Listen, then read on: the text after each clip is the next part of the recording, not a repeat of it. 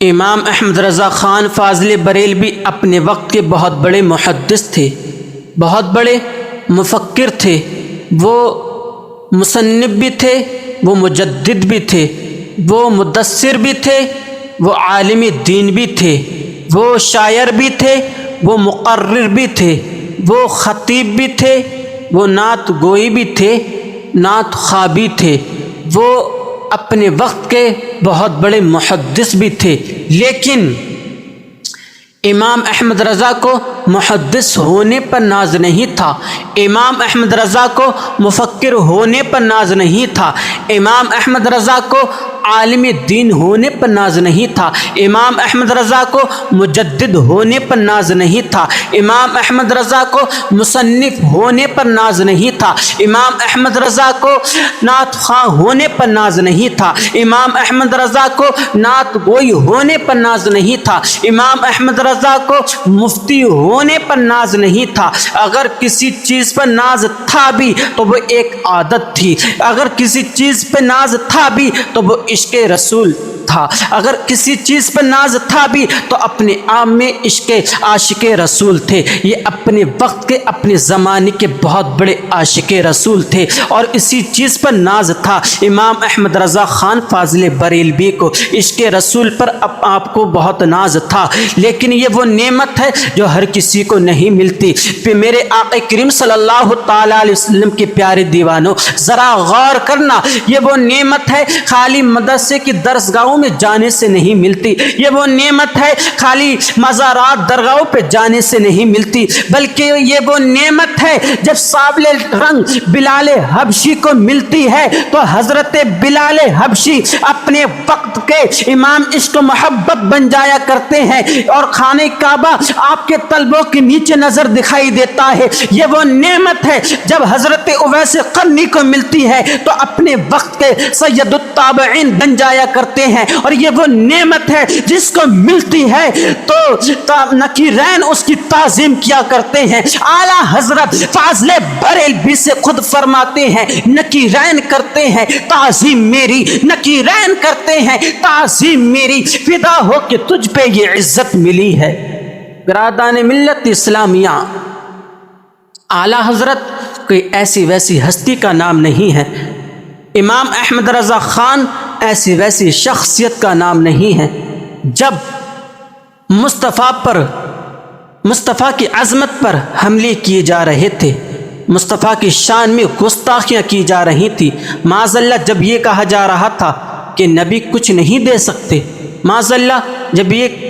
کہا جا رہا تھا کہ نبی ہماری تمہاری طرح ہیں، ہمارے تمہارے جیسے بھائیوں کی طرح ہیں، معاذ اللہ جب یہ کہا جا رہا تھا کہ نبی تو خود لاچار ہیں اور وہ ہمیں تمہیں کہاں سے دیں گے، اپنی بیٹی کی خود شفاعت نہیں کرا سکتے، معاذ اللہ جب یہ کہا جا رہا تھا کہ نبی مر کے مٹی میں مل گئے، جب مصطفیٰ کی محبت سے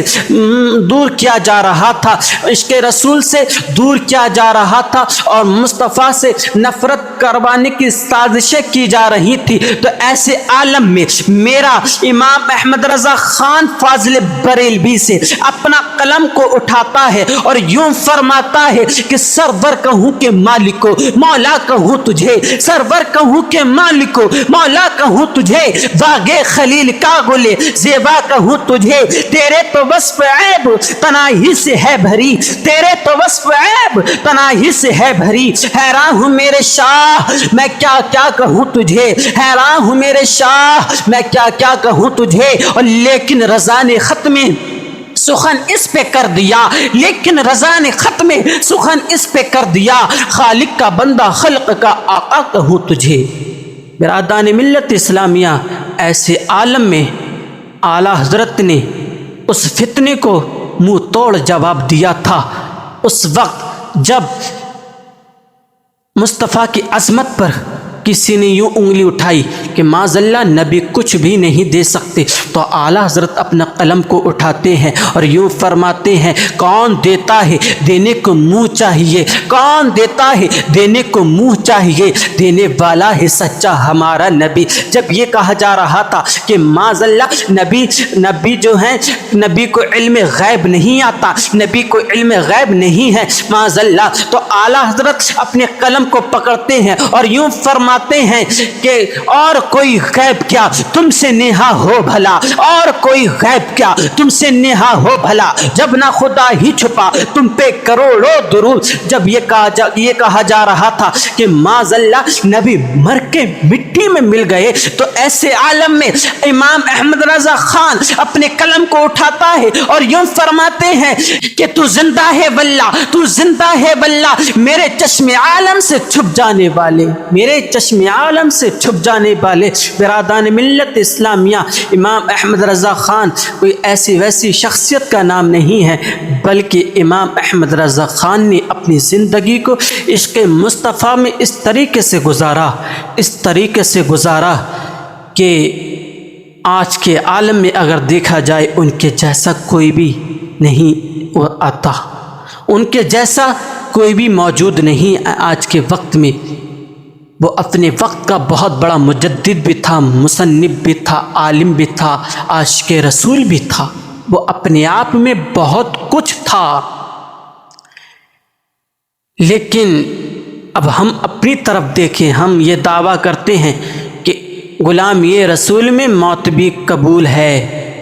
नबी के नाम पर हम अपनी जान को कुर्बान कर सकते हैं। शर्म नहीं आती, झूठ बोलते हो, जान देने की तो बहुत दूर की बात रही, एक वक्त की नमाज तक अदा नहीं करते। नमाज जो है, हुजूर ने फरमाया नमाज मेरी आंखों की ठंडक है। अब हम नबी की आंखों को ठंडक तक नहीं पहुंचाते और दावा करते हैं नबी के नाम पर जान दे देंगे। हम कैसे आशिक रसूल हैं जो अपनी चेहरे पर दाढ़ी तक नहीं सजा सकते, दाढ़ी तक नहीं रख सकते, और दावा ये करते हैं कि नबी के नाम पर जान दे देंगे। हम देखें तो सही कि हम कौन से फितने के दौर से गुज़र रहे हैं, कौन से ज़माने से गुज़र रहे हैं। अगर ऐसे आलम में भी नहीं सुधरे, इस दौर में भी नहीं सुधरे, तो कब सुधरोगे मुसलमानों? अपने आप पे रहम कीजिए, अपने आप पे रहम कीजिए। आला हज़रत का नारा लगाते हैं कि आला हज़रत के नाम पे हम अपनी जान दे देंगे, आला हज़रत के नाम पर हम अपने सर को कलम करवा देंगे। तो आला हज़रत ने जो पैगाम दिया था हमें,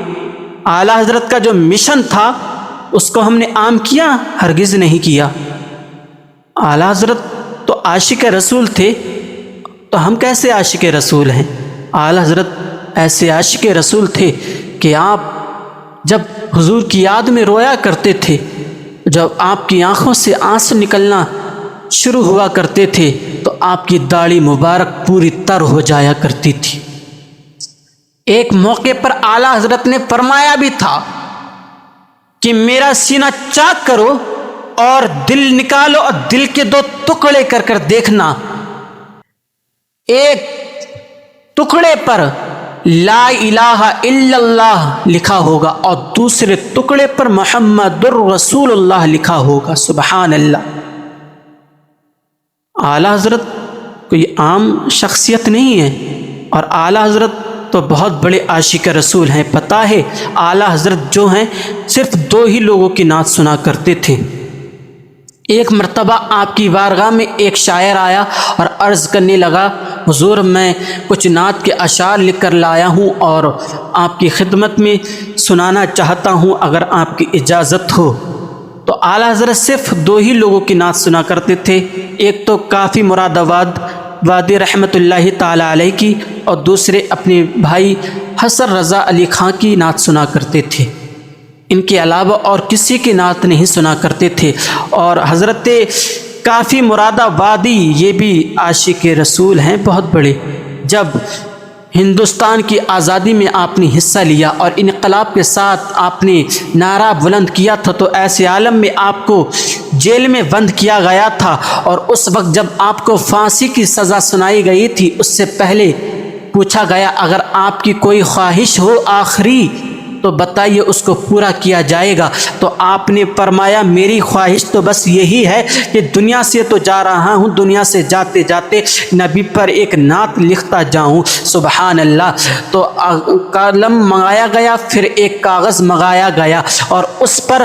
حضرت کافی مراد آبادی رحمۃ اللہ تعالی علیہ یوں وہ نعت لکھتے ہیں کہ کوئی گل باقی رہے گا نہ چمن رہ جائے گا، کوئی گل باقی رہے گا نہ چمن رہ جائے گا، پر رسول اللہ کا دین حسن رہ جائے گا. اطلس و کم خواب کی پوشاک پر نازا نہ ہو، اطلس و کم خواب کی پوشاک پر نازا نہ ہو، اس تنے بے جان پر خاکی کفن رہ جائے گا. ہم سفیر و باغ میں ہیں، کوئی دم کا چہچہا، بلبلیں اڑ جائیں گی، سونا چمن رہ جائے گا، اور سب فنا ہو جائیں گے.